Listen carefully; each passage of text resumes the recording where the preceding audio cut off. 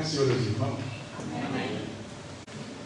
Para a sua Bíblia, por favor, Romanos capítulo 1, verso 16 e 17. Aqueles que estão me vendo pregar aqui, vai aqui, no corre da vida, não tive tempo de mandar imprimir minha mensagem. Hoje é domingo, corri, para ver se achava alguma papelaria aberta para imprimir minha mensagem, não consegui, por isso eu vou pregar daqui, porque a minha mensagem eu coloquei no computador, mas não tive tempo de mandar imprimir.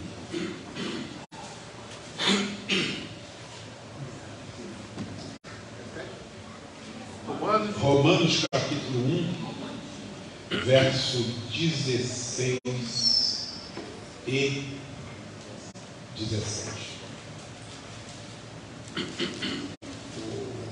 Johnny, faz favor, desliga esse ventilador aí, por favor. Obrigado. Romanos capítulo 1, verso 16 e 17. Diz o seguinte: pois não me envergonho do Evangelho, porque é o poder de Deus para a salvação de todo aquele que crê, primeiro do judeu e também do grego, visto que a justiça de Deus se revela no Evangelho, de fé em fé, como está escrito: o justo viverá por fé. Senhor nosso Deus, diante de tua presença santa, nos colocamos esta noite. Te agradecemos, Senhor, pela oportunidade que nos concede de estar na tua casa. Senhor, ouvir a tua palavra, tributar a ti louvores e adoração. Por isso, Senhor, fala conosco por intermédio da tua palavra.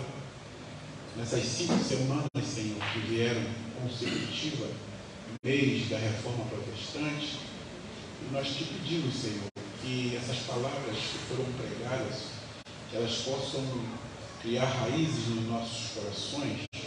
Senhor, como foi pregado aqui nessas semanas, somente Cristo, somente a graça, somente as Escrituras, só a Deus da glória. E hoje, Senhor, estamos encerrando e somente a fé.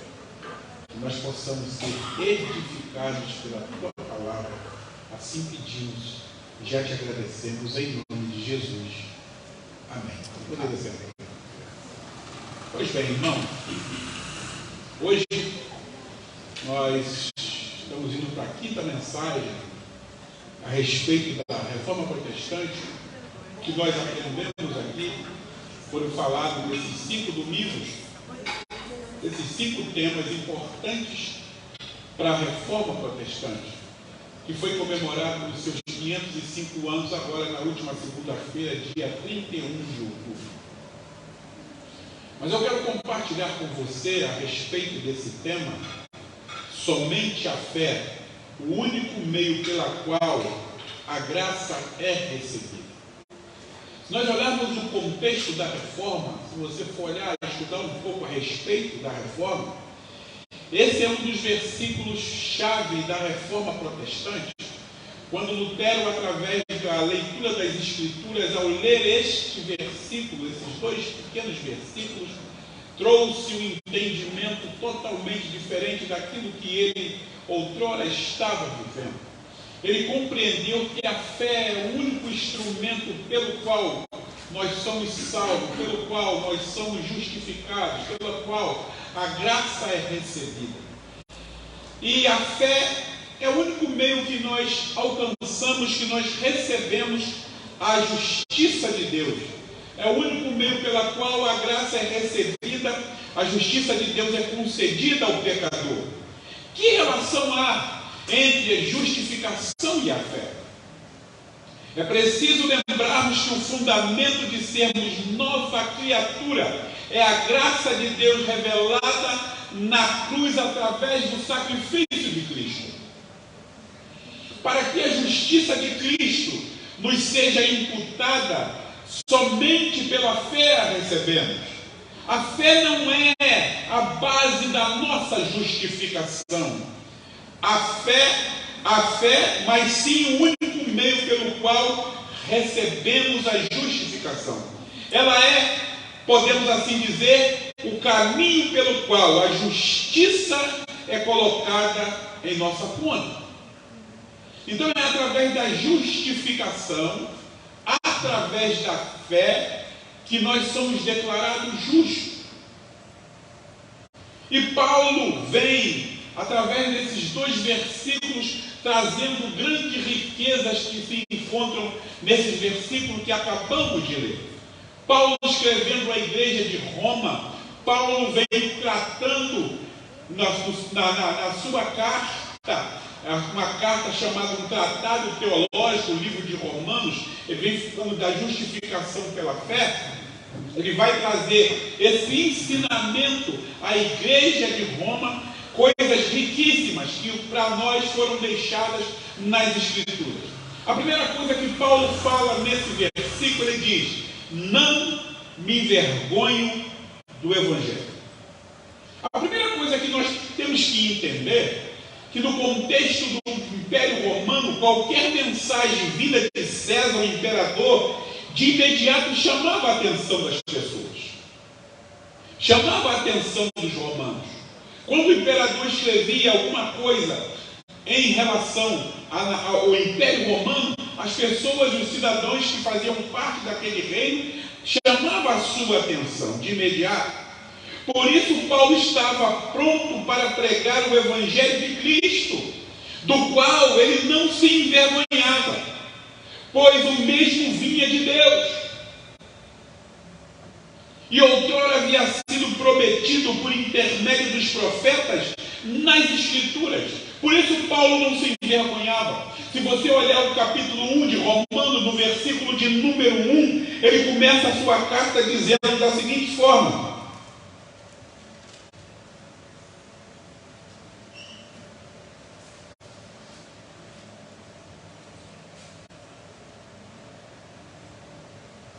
ele diz: Paulo, servo de Jesus Cristo, chamado para ser apóstolo, separado para o Evangelho, o qual foi por Deus outrora prometido por intermédio dos seus profetas nas Sagradas Escrituras.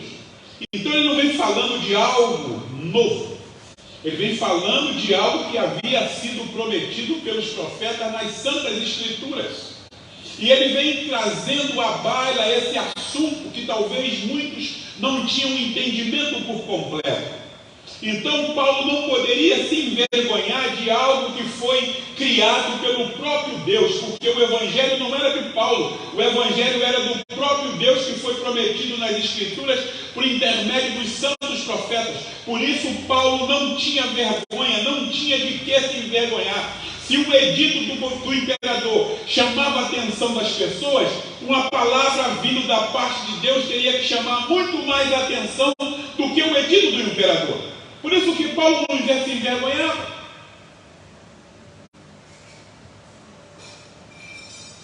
E ele diz: por que ele não se envergonhava?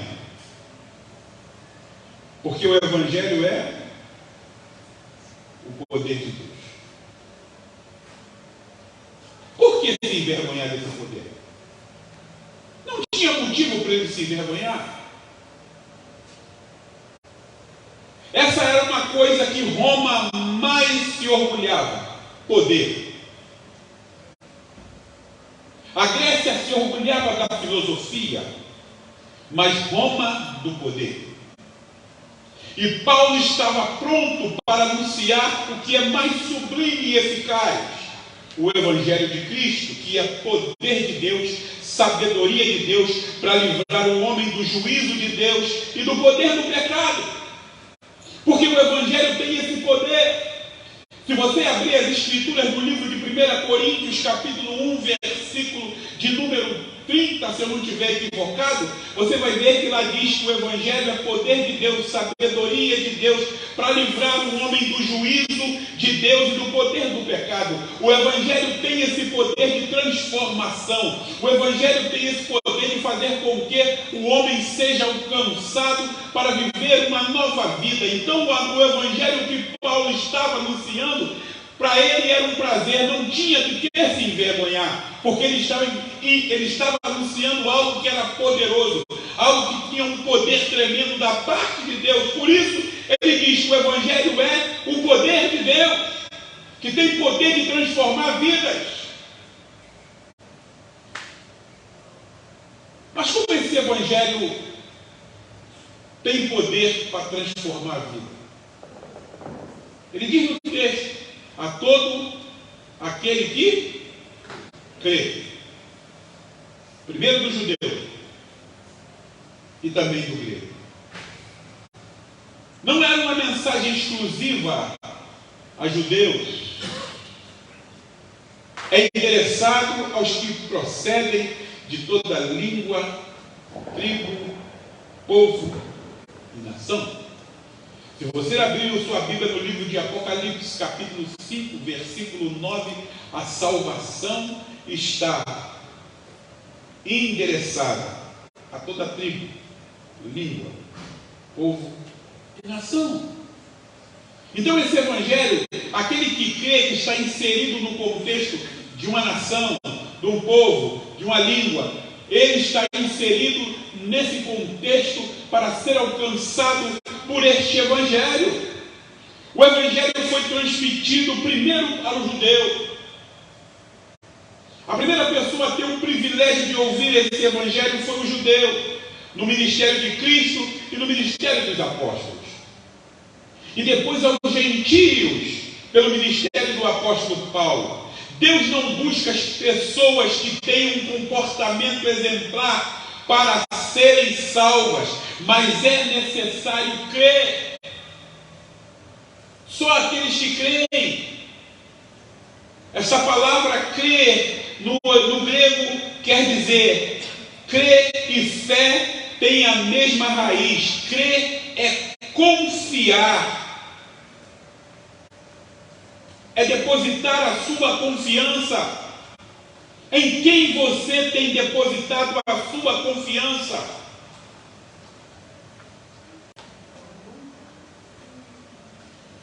Porque tem muita gente que tem depositado a sua confiança em pessoas erradas.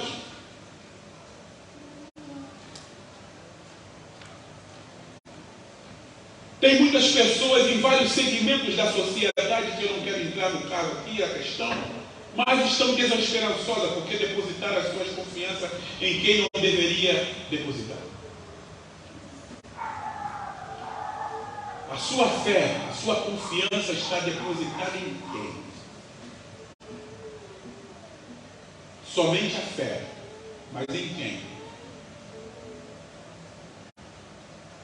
Eu tenho certeza que se fizer uma pesquisa, em uma semana para cá, tem muita gente que está decepcionada, muitas pessoas que estão felizes, porque estão depositando a sua confiança em pessoas erradas.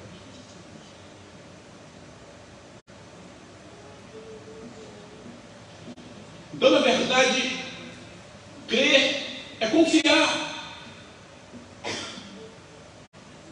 A fé é o reconhecimento de que pecadores não têm nada em si mesmo para barganhar com Deus.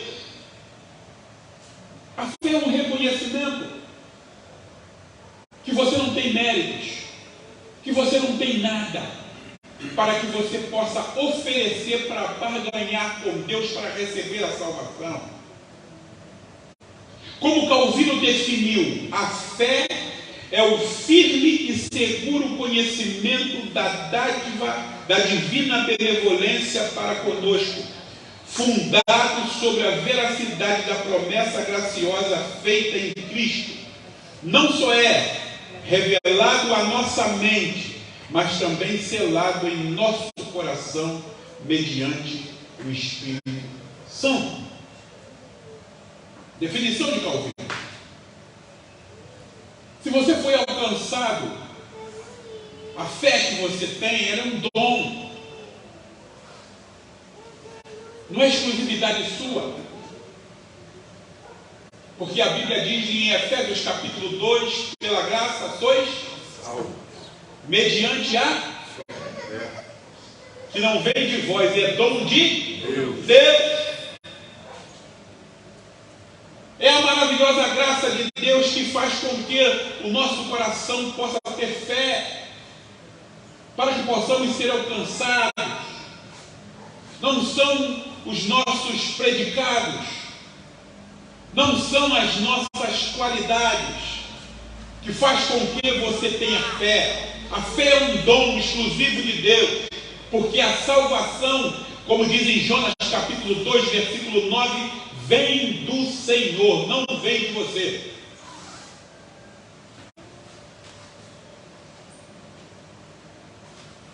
A fé é estender as mãos vazias em direção ao Cristo crucificado. Isso é fé. Como você encontra com um pedinte quando ele estica a mão para você, pedindo, pensando em receber o quê? Algo em troca, uma moeda, alguma coisa, porque ele não tem nada. Fé é isso. É estender as mãos ao Cristo crucificado para que possamos ser salvos, alcançados por esta graça. Isso é fé. A fé em Cristo que salva o pecador. É a fé em Cristo que salva o pecador. Crer em Jesus é reconhecer e agarrar o amor de Deus Pai na história de Cristo Jesus. Sem Cristo Jesus não haveria salvação. Sem o sacrifício de Cristo na cruz do Calvário não haveria salvação. A sua fé tem que estar baseada no sacrifício de Cristo na cruz do Calvário. Por isso você é salvo. É a fé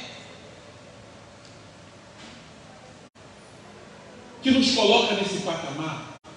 E Calvino, vendo as coisas que foram inseridas no contexto para que a pessoa pudesse ser salva, como as indulgências, como as relíquias, como as promessas, como vocês viram os filmes, pessoas andando, subindo escada, pagando promessa.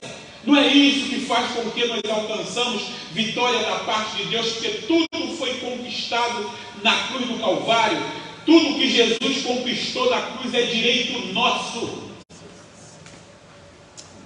Como disse no filme, a morte de Cristo não é um caminhão de indulgência, não é um mundo de indulgências. A morte de Cristo comprou as indulgências. Então tudo foi pago. Por isso que em João capítulo 19, versículos 30, Jesus diz: está o quê? Consumado. Consumado é tetelestai, está pago. E através da fé, desse sacrifício que foi realizado na cruz do Calvário, nós somos salvos. Amém. Glória a Deus. Pela fé. Não é por esforços humanos. Não é pagando promessa. É através da fé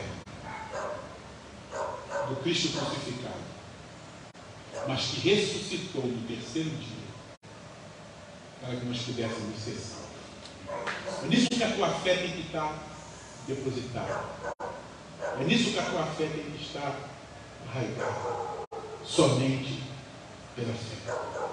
Ele diz: visto que a justiça de Deus se revela no Evangelho.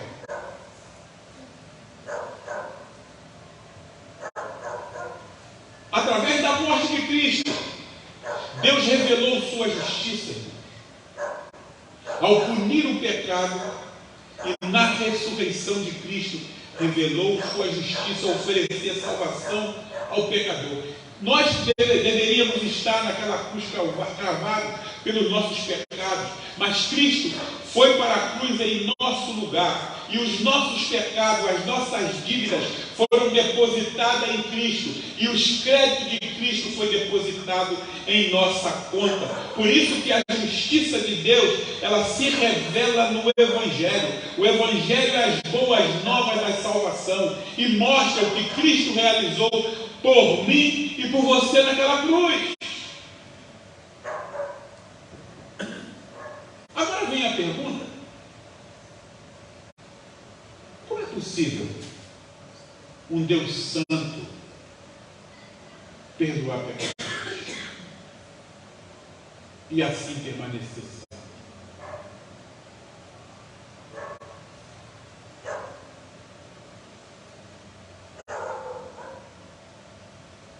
Como é possível um Deus santo perdoar pecadores e assim permanecer santo?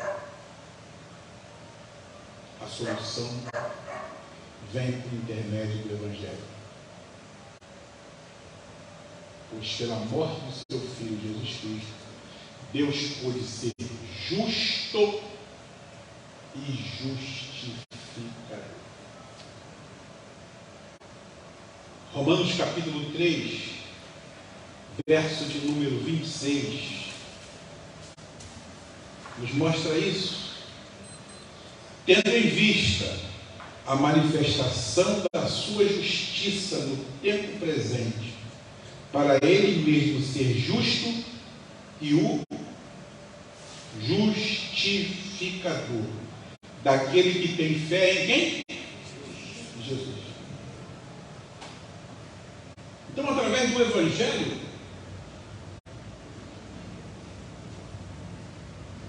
Cristo nos deu o Evangelho, e através da morte do seu Filho, Deus pode ser justo e justificador.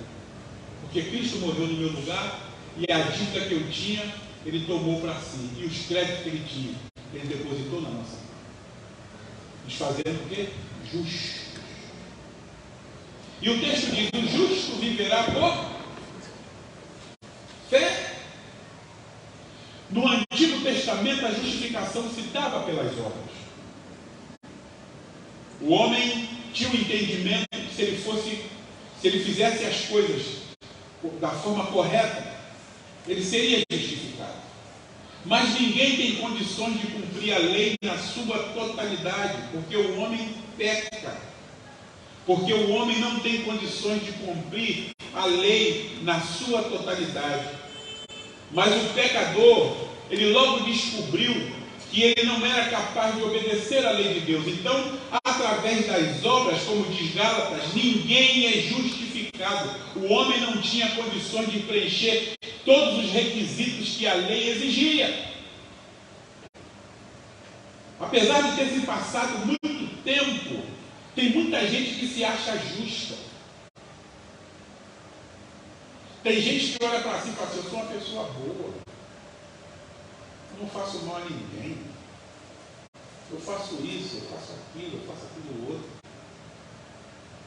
Só que ele se esquece que o padrão não é o outro, o padrão é Cristo. Aí fica difícil. Você se comparar a mim é até fácil, porque realmente eu sou uma pessoa que não sou perfeita. E talvez tem áreas que eu sou imperfeito e você é perfeito. Aí você vai se comparar comigo e vai dizer: não, eu sou mil, mas o padrão não é o outro. O padrão é Cristo. O patamar é mais em cima.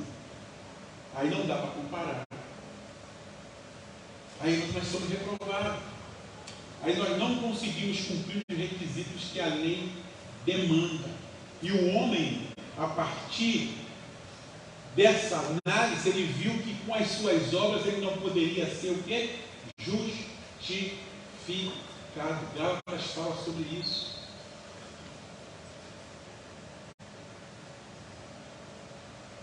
O apóstolo Paulo, baseando nas Santas Escrituras,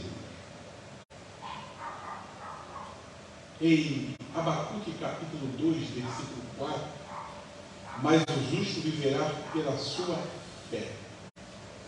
Se você fizer uma análise nas Escrituras, você verá esse versículo 3 vezes. Você vai ver no livro de Romanos, você vai ver no livro de Gálatas e você vai ver no livro de Hebreus. Mas o engraçado, o interessante que nesse texto, se você fizer uma análise das Escrituras, você vai ver que no livro de Romanos, capítulo 1, versículo de número 17, Paulo fala, explica o justo. Abra sua Bíblia em Romanos 1, 17. Ele explica o justo.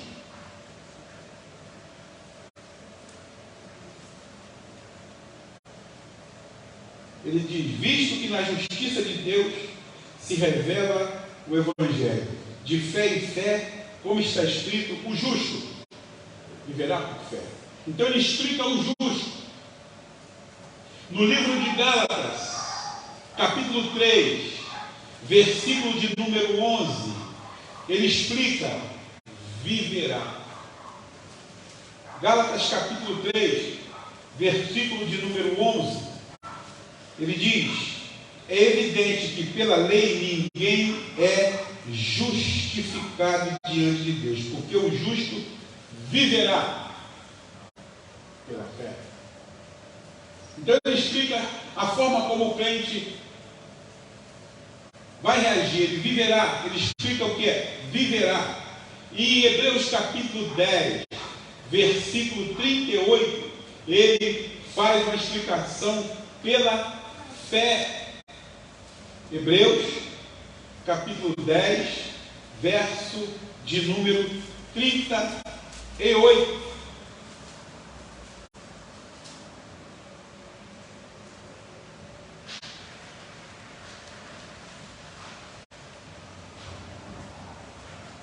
Todavia, o meu justo viverá pela fé.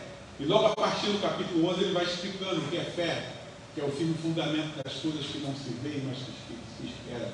E sem fé é impossível agradar a Deus. E Deus é galardoador daqueles que o buscam. Ele vai explicar o que é fé.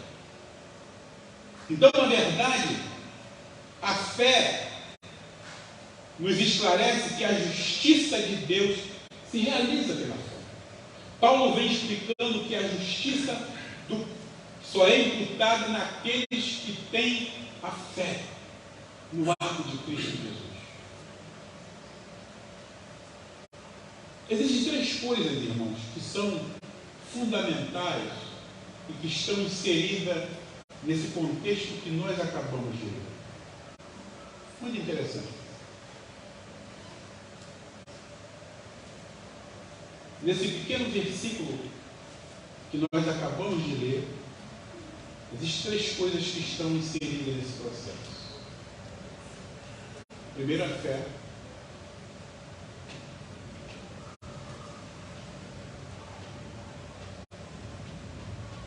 Está explícito. A pregação que está implícito. E o Espírito Santo. Para que a fé possa ser realizada, essas três coisas têm que estar cooperando. O Espírito Santo concede a fé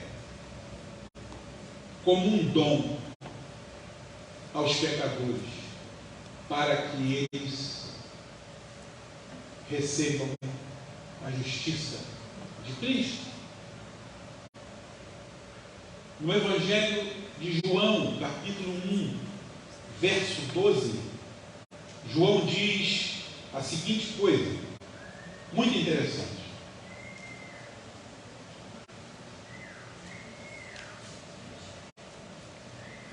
Mas a todos quantos receberam, deu-lhes o poder de serem feitos filhos de Deus, a saber, aos que creem em seu nome, os quais não nasceram do sangue, nem da vontade da carne, nem da vontade do homem, mas de Deus. Então é através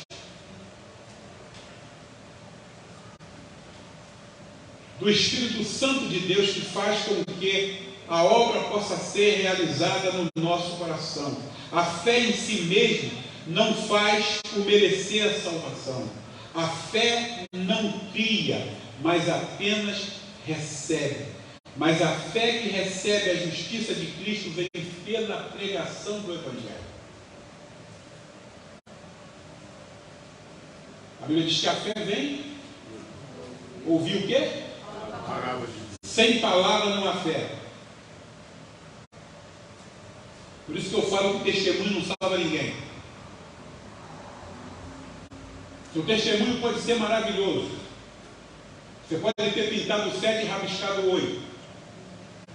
Mas não é o teu testemunho que salva as pessoas. Tem gente aí que está trocando o lugar da palavra por testemunho.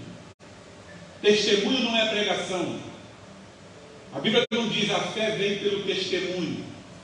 A Bíblia diz que a fé vem pelo ouvir. E ouvir a palavra de Deus. É a palavra de Deus que tem poder para transformar a vida das pessoas. Seu testemunho pode ser maravilhoso. Deus pode ter feito uma obra maravilhosa na sua vida. Mas a obra que Ele fez na sua vida, o seu testemunho não tem poder para mudar o coração do pecador. O que transforma o coração do pecador, o que leva o homem à salvação, é a palavra de Deus. Pregue a palavra. A Bíblia diz que Deus tornou loucas as coisas desse mundo, mas aprove a Deus salvar os que creem. Por quê? Pela loucura de quê? Da pregação, não é a loucura do testemunho de alguém. É a pregação da palavra. É a palavra que faz tudo. É a palavra que transforma. É a palavra que gera fé.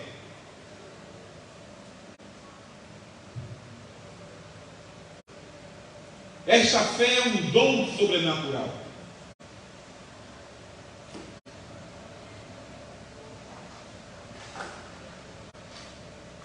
É um dom, é algo que Deus coloca no coração do pecador.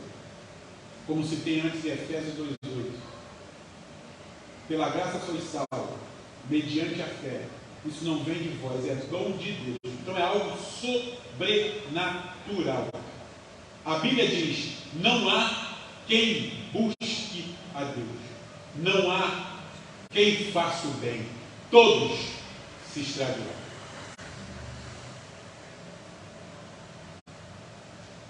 Então a fé é algo sobrenatural. A fé salvífica. Estou falando da fé natural. Estou falando da fé que produz a salvação. É dom de Deus. É algo sobrenatural. Vê aí, às vezes, o camarada mais profano que pode existir. Um escarnecedor das coisas de Deus. Deus, pela sua infinita misericórdia, pum! Aí o cara que blasfemava, o cara que não acreditava, o cara que zombava, passa a falar do amor de Deus, passa a pregar a Deus. É só um dom sobrenatural que faz com que o homem possa ser transformado. Então não é o homem, é algo sobrenatural da parte de Deus que causa essas coisas. Porque o homem por si só, ele não busca Deus, ele não tem fé para isso, ele está todo corrompido. É essa fé que faz com que nós possamos visualizar as coisas de Deus. E ele diz: a principal obra do Espírito Santo em nossa salvação, o quê? Convencer o homem quê? Do pecado, da justiça e do juízo. Então a fé, a pregação e a obra do Espírito Santo é que realiza essas coisas. Essas três coisas estão inseridas no contexto da fé. Sem ação do Espírito Santo não tem fé. Sem pregação da palavra não tem fé. Então a palavra de Deus que gera fé e o Espírito Santo que age no coração do pecador. Esse chamado eficaz, realizado pela pregação da palavra de Deus, que é aplicada sobrenaturalmente em nossos corações, fazendo com que nós creiamos através da ação do Espírito Santo. Somente a fé. Somente a fé que nos levará às nações celestiais. Somente a fé que vai nos manter firmes. Somente a fé na palavra de Deus é que vai fazer com que possamos estar cada vez mais nos aproximando de Deus. Por isso que Jesus disse: santifica-os na verdade, que a tua palavra é verdade. Você tem se santificado em Deus. Você tem depositado sua confiança em Deus. É por isso que tem muita gente frustrada. Muita gente frustrada. A sua fé e as suas esperanças estavam depositadas em coisas efêmeras e passageiras. O camarada diz que é cidadão do céu, mas a sua esperança está nas coisas da terra. Por isso se decepciona as pessoas, os acontecimentos. Vocês sabem do que eu estou falando. Aí está triste. Entendeu? Parece que o mundo acabou. Está de luto. Luto. A sua fé está depositada na pessoa errada.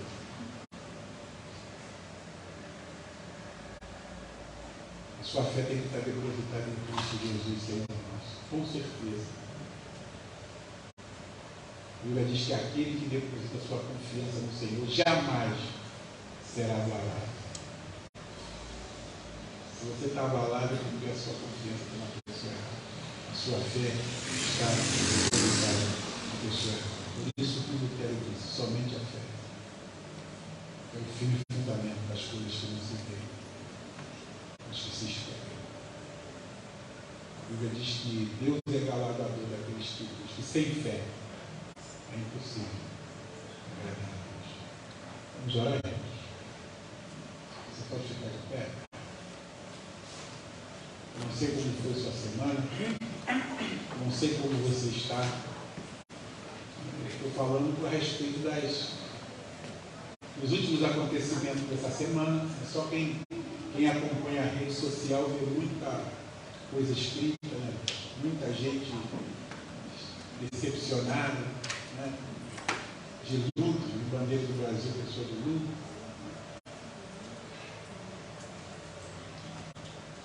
Seu foco está errado. Somos cidadãos dessa terra. Nós somos cidadãos do céu. Quem tem a sua fé baseada na palavra de Deus não vai ficar abalado. Agora, quem não lê Bíblia, quem não está firmado a sua fé na palavra de Deus, qualquer coisa que foge das suas expectativas está abalado. Sabe por quê? Porque nós criamos expectativas. Essa que é a verdade. O ser humano trabalha em cima de expectativas. E nem sempre as minhas e as suas expectativas, elas acontecem. Aí vem o quê? A frustração. Mas quem deposita a sua confiança no reino de Deus, a sua fé na palavra de Deus, jamais será abalado. Vamos orar? Senhor nosso Deus, diante da tua presença nos encontramos nesta noite. E um dos versículos que foi chave para a reforma protestante foi somente a fé. E nós sabemos, Senhor, que somente pela fé nós fomos alcançados. Amém. Somente pela fé, Senhor, a justiça de Deus se manifestou sobre cada um de nós. Somente pela fé, Senhor, que caminharemos aqui como cidadãos, Senhor, também dessa terra. Mas os nossos olhos estarão voltados para Jesus, autor e consumador da fé, como diz a tua palavra, olhando firmemente para Jesus, autor e consumador da nossa fé. É em Jesus que os nossos olhos têm que estar postos, mesmo mediante as dificuldades, as frustrações de muitos, mas que nós não podemos nos embaraçar com os negócios dessa vida, que os nossos olhos possam estar voltados para Ti, que nos resgatou na cruz do Calvário, que morreu por cada um de nós, e a justiça de Deus foi imputada na nossa vida. Muito obrigado, Senhor, por estarmos, Senhor, aqui nesta noite, para ouvir a Tua palavra, depositando toda a nossa confiança, Senhor, em Ti e na Tua palavra, porque nós sabemos, Senhor, que Tu és um Deus fiel, Tu és um Deus que não muda, Tu és um Deus que é poderoso para fazer infinitamente mais do que aquilo que pedimos e que pensamos. Não deixa, Senhor, que nós venhamos nos embaraçar, que nós não venhamos nos frustrar por coisas que são terrenas e passageiras e efêmeras, Senhor, mas que nós possamos estar olhando para o Teu reino, que é eterno, que é verdadeiro e que há de fazer com que possamos receber todas as promessas que nele contém, Senhor.